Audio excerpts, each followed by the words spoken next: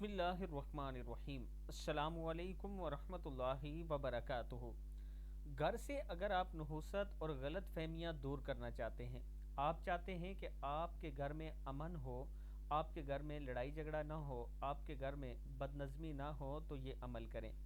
ہر نماز کے بعد ایک تسبیح پڑھیں، انشاءاللہ آپ کے گھر سے نحوست ختم ہو جائے گی۔ پڑھنا کیا ہے؟ بسم اللہ الرحمن الرحیم، لا الہ الا اللہ رب السماوات السبع ورب العرش العظیم، لا الہ الا اللہ اکرم الاکرمین، لا الہ الا اللہ ارحم الراحمین، لا الہ الا اللہ حبیب التوابین، لا الہ الا اللہ راحم المساکین، لا الہ الا اللہ ہادی المذلین، لا الہ الا اللہ دلیل الحائرین، دلیل الحائرین۔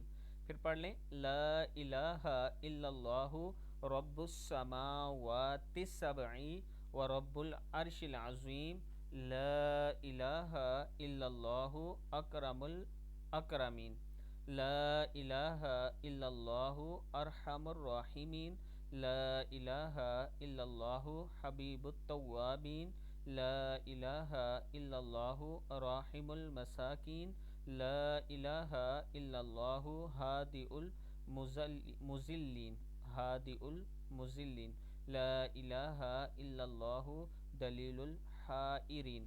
صدق اللہ العظیم۔